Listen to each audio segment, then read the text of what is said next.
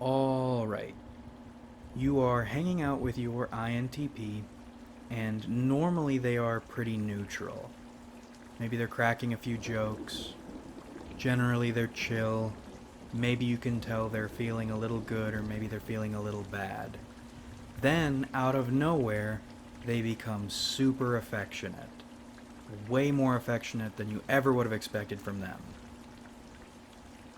Then, 5 minutes later, they are cold as ice, or even aggressive. What the hell is happening? Well, congratulations. You have stumbled into INTP bipolarity. And regardless of the degree you see, this will be happening beneath the surface, and it will affect their actions. So what can you do about it, or how does it work?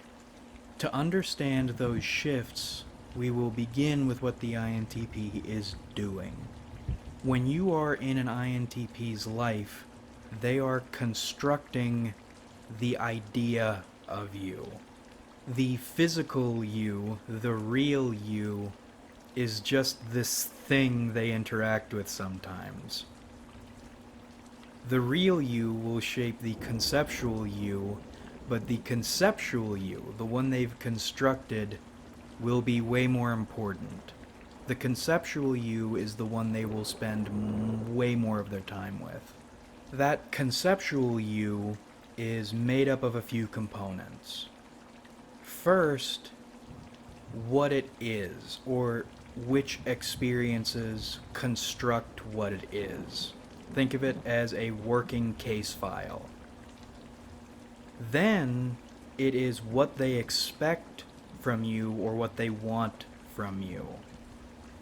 Third, it is how they feel about that conceptual you, especially versus the real you.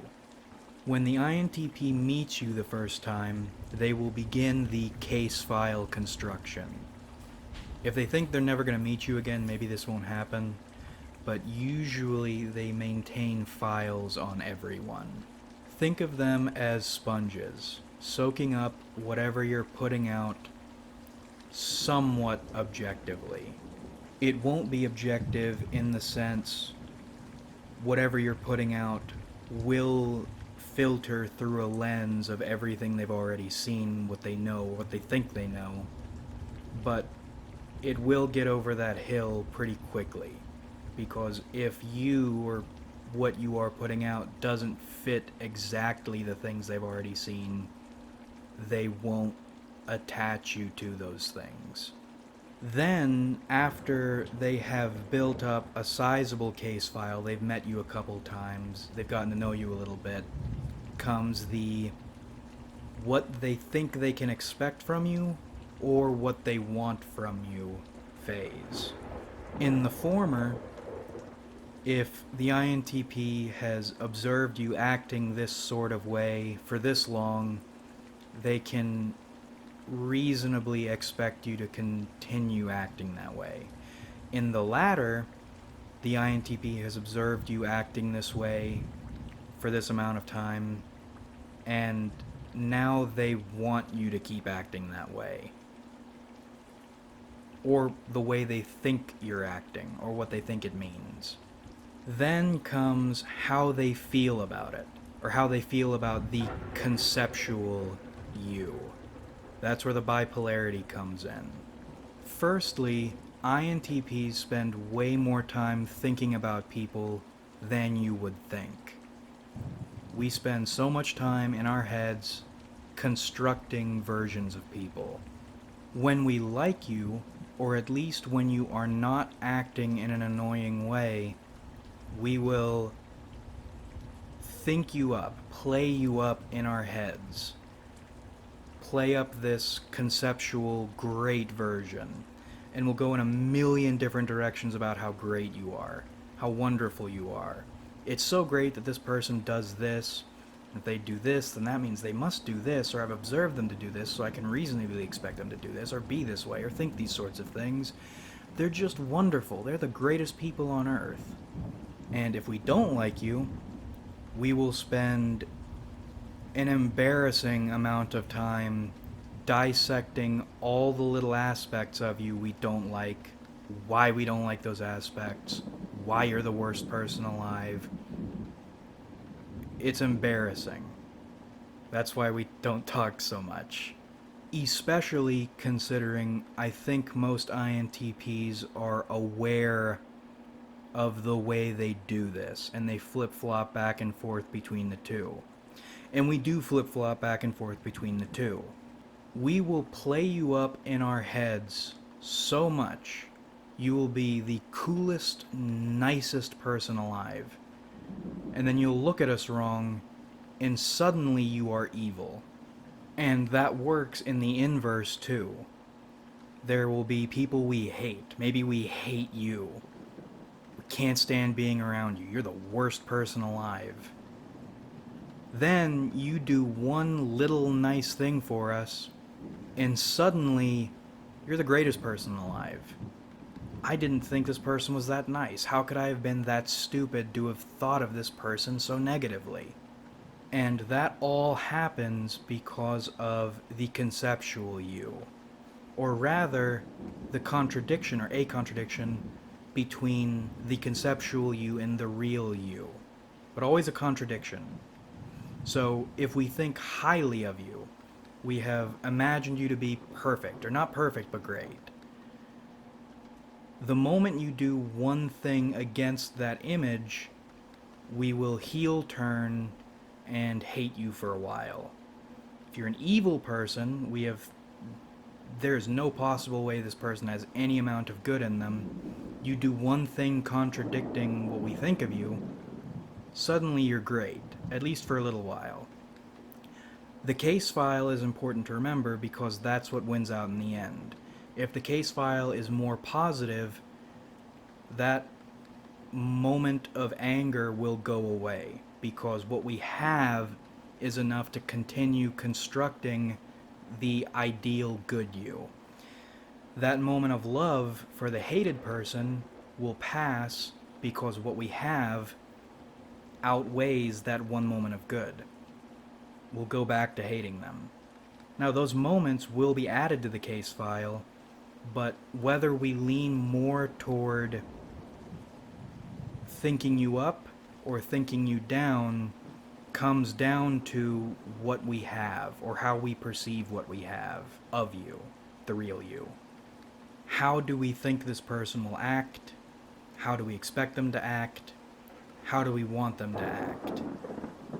Do they fit the conceptualized version we've created? Yes, or mostly yes, because it never really will match. Good. We'll keep thinking that way. Does it contradict? If yes, we'll either hate you for a little while, or we'll love you for a little while. We are taking what we have on you and building it into something positive or building it into something negative. It is common for INTPs to love someone for X, Y, and Z 1 minute, then hate them for X, Y, and Z, the exact same things, the next minute. Just because of little things. Or the way we put those ingredients together to make something positive, now those ingredients are being put together to build something negative. The pieces don't change. The way we're putting them together does. So back to the beginning example, INTP is affectionate out of nowhere. What the hell is happening? Well, you are probably acting according to your conceptualized self. You are playing the role we have built for you better than we ever could have hoped for, and we want to shower you with love, affection, and thanks for meeting the good idea of you we have. Then, out of nowhere, INTP is super cold or distant or hostile out of nowhere. What the hell is happening? Well, we thought you were this way, and you put the toilet paper on backwards. Now you're the devil. You aren't the way you seemed to us based on this little dumb fucking thing. and we will be furiously taking notes and adding this to your file.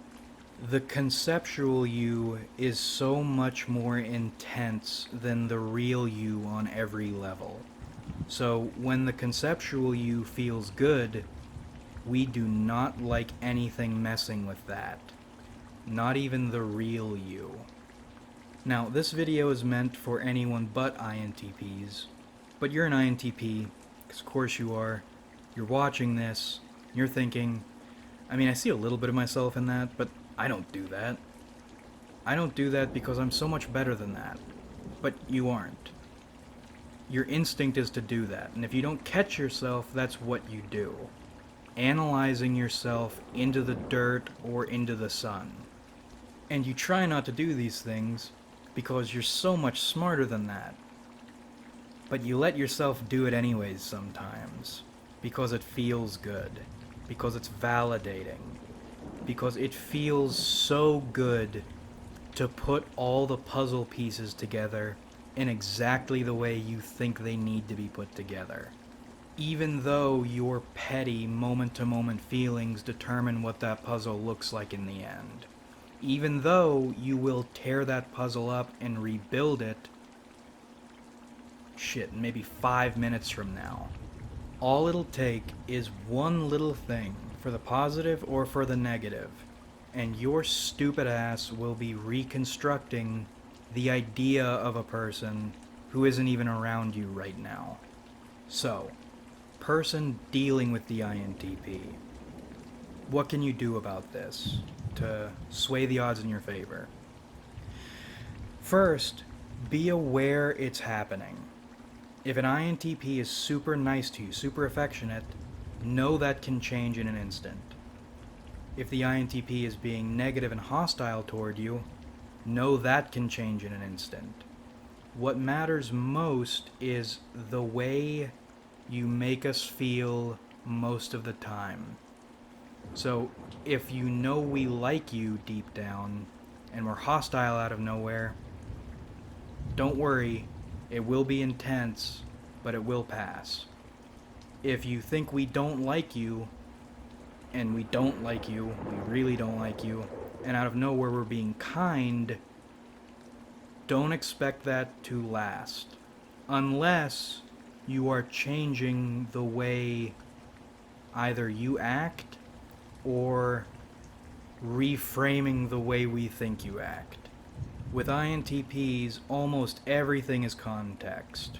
You can make years of good into bad with framing, you can make years of bad into good with framing. And how we feel, and how we'll act in the future, will depend on how we feel about that context. Provided the new framing is the way it will stay. Or the old framing is what is sticking. Now, you can control that conceptual, contextual you in a few ways. First, you'll want to get to know the conceptual you, the you living inside the INTP's head. Getting to know this conceptual or contextual you happens best in extremes. If we love you to pieces, you'll have an easier time. If we hate you to death, you'll have an easier time. If we love you, we want to show it. INTPs are super affectionate with people they love.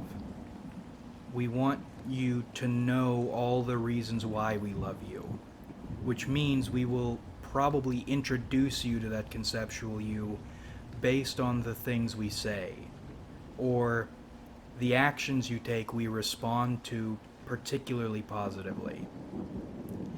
If we hate you, and the INTP doesn't know fear, the INTP will come out of their mouths about it because you can go fuck yourself. We don't care what you think. Until we know fear. If we kind of like you, you're not worth playing up in the first place. We probably don't spend that much time thinking about you. We don't want you to think we like you more than we do, so we probably won't say much of anything about it. If we kind of hate you, probably won't say anything about it because either A, you aren't worth thinking about, or B, saying something about it would just create more annoyances and it isn't worth the trouble. Now, assuming we like you and you want to get to know that conceptual you a bit better, ask. But ask like this. Say something along the lines of, just checking in on you, INTP. You still feeling okay? You know I care about you. Hey, am I still doing okay? Or do you still feel good about me? Say something like that. Be nice about it. And if it doesn't come across as compliment fishing, or if it comes across as insecurity on your part, the INTP will want to reassure you because they like you. And once they start talking about how much they like you, that conceptual you will start pouring out of their mouth.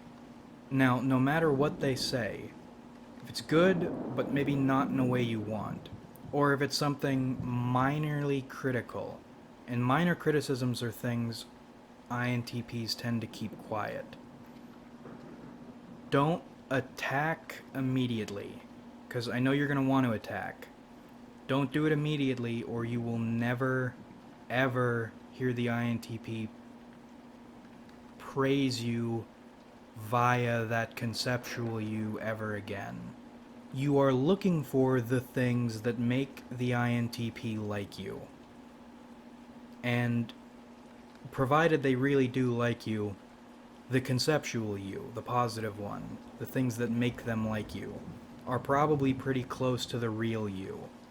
And all you need to do to keep that INTP in your pocket is lean into those good things, especially when the INTP seems like they're disliking you for some reason. You don't know why.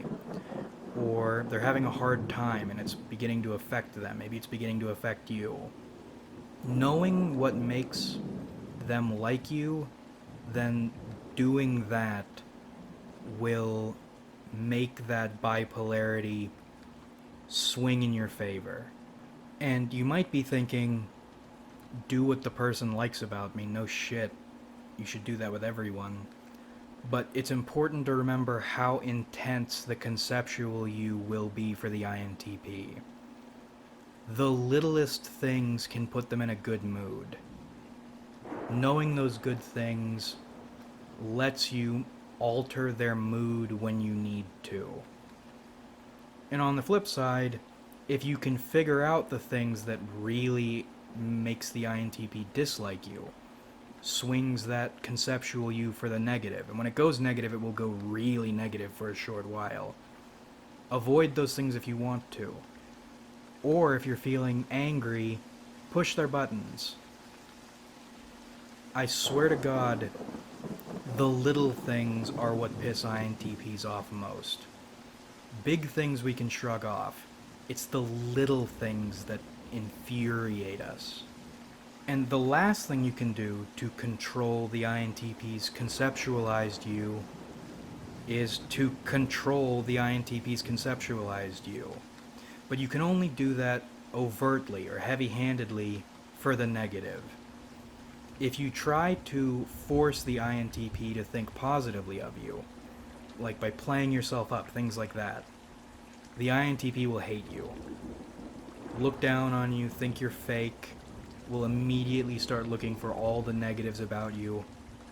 The case file will become a weak points file. It's not good. Try not to play yourself up.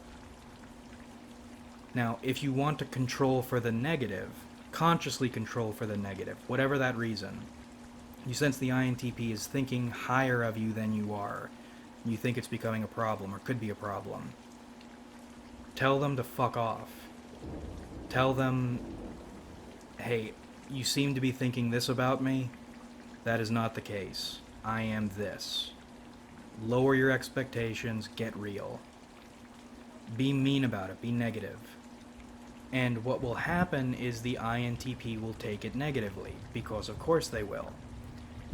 But remember, INTPs are contrarians at heart. So If you come at them with something negative, or not with something negative, but with a negative framing for them about you, they will respond negatively at first. Then they will compare the framing, the negative framing you've offered, against the case file, the conceptual you they've built. And if it is anything better than that negative framing you're offering, two things will happen. One, they will snip that higher end, off in the clouds conceptual you. They will follow your negative framing, but they will do it in a positive way. Because despite what you're saying, you really aren't all that bad. INTPs will think better of people just so they can be contrarian. They'll go, no, that's wrong. I mean, yeah, that up in the clouds version of you, yeah, that's totally crazy. I wasn't thinking any of that. There's no way I was spending this much time conceptualizing you into this way more positive than ever could be possible version of you. No way, I'm above that. I'm not that stupid. But the negative framing you offered, no, you're wrong. You're better than that. INTPs are so fucking stupid, dude. You have no idea. So, to summarize, know that the conceptual you is a thing, and it is important. It begins with the case file. They take what you give them.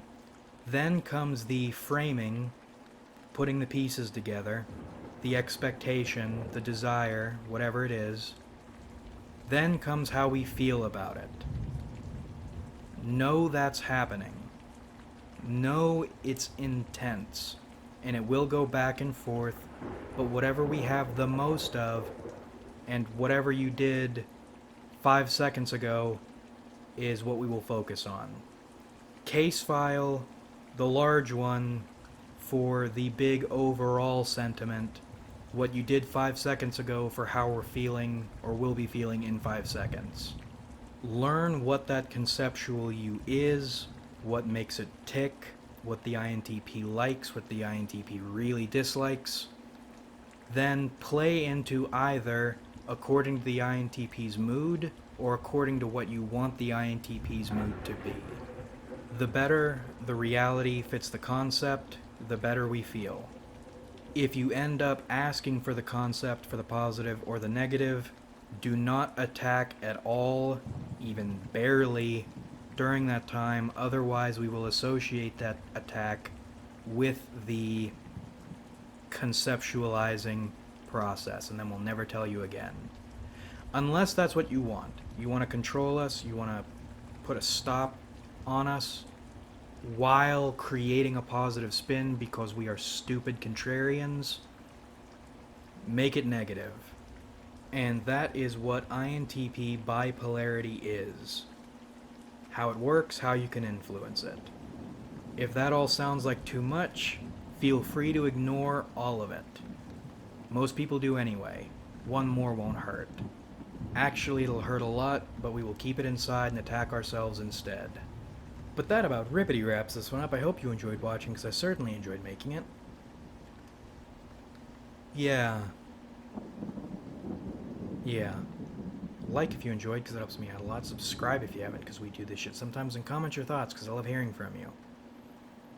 Are you dealing with an INTP who seems bipolar? Are you an INTP who is bipolar?